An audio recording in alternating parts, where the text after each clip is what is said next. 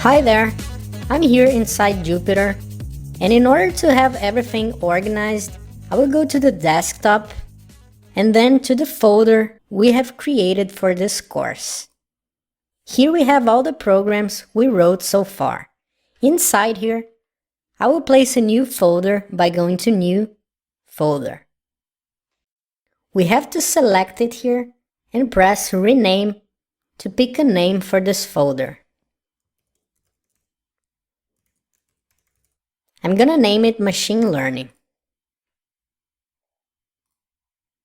So this is where I'm going to save all the Jupyter files from this section. So let's start a new one. And let's name it Iris Dataset, which is going to be our first example. The Iris dataset is a very common example. It is used in multiple books and courses about machine learning due to its simplicity and due to the fact that we can import the dataset directly from scikit-learn. Before we do this, let's see what this dataset is about. In 1936, the biologist Ronald Fisher collected 150 samples of iris flowers, divided into 50 samples of 3 different species. From each of them, he took the measurements of the petal and the sepal. This is more or less the dataset he ended up with. We are going to call each line in this table an observation. For each observation, we have petal length, petal width, sepal length, and sepal width. We also have the species. So here's what we're gonna do. We're gonna use these 150 observations to train our computer. We're going to apply statistical models to make our computer learn to identify the species of an iris flower by its measurements. After we do it, we can just give our computer some new measurements of an iris flower, and it is going to tell us from which species it is, with a very low error rate. This is going to be a great way to understand how machine learning works. So to get started, let's import the iris dataset from scikit-learn. So we can just type from sklearn.datasets import load iris. Then we're going to create a new variable called iris, and we are going to run a function called load iris. Now let's see what we have inside this variable. If you don't want to click run all the time, you can use a shortcut. In order to see the shortcuts, you can press Command-Shift-P. Then you can just look for what you want, which in this case is run. So here we have a shortcut to run cell and select next, which is Shift-Enter. So let's try it out, Shift-Enter. So this is the data we have inside the iris variable.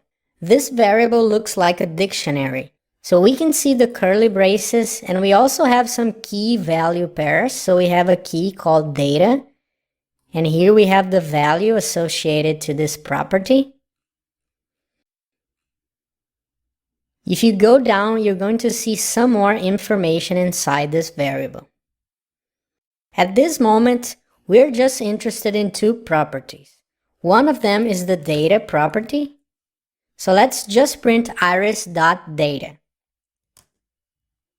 What we have here are the measurement for each observation. So each line is an observation with those 4 measurements.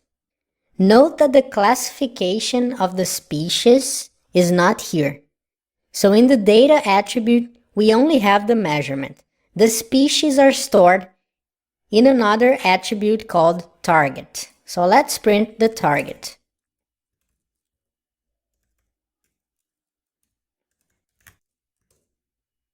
So here we have all the 150 species one by one. This means that for this first observation, this is the species number. For the second observation, this is the species, and so on. The reason why the species are represented by numbers is because every time we work with machine learning in scikit-learn, we must have both the observations and the target as numeric values, and they should be separated in different attributes, just like we have here. So we have the data attribute and the target attribute. If you want to know the real names of those species, you can print iris.target names. So the species represented by 0 is setosa, the species represented by 1 is versicolor, and virginica represents the number 2.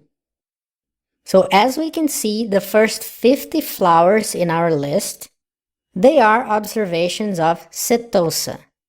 Then we have 50 observations of versicolor and 50 observations of virginica. So this is the data we have to train our computer. Both the observations and the target look like lists. So we have braces here. This looks like a list of lists. So this is one list, this is another list. This looks like one single list. But those are actually NumPy arrays, which are similar to the lists we know from Python, but they take up less memory and they are much more efficient and faster to loop through than the regular lists. If you want, you can just print the type of, let's say, iris.target.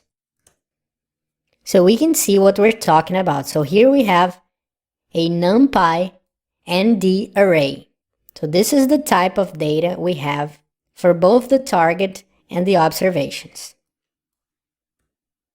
Now, since we have the observations and the target separated in different attributes, it is a good idea to check if they both have the same number of elements, so we can make sure our data is right.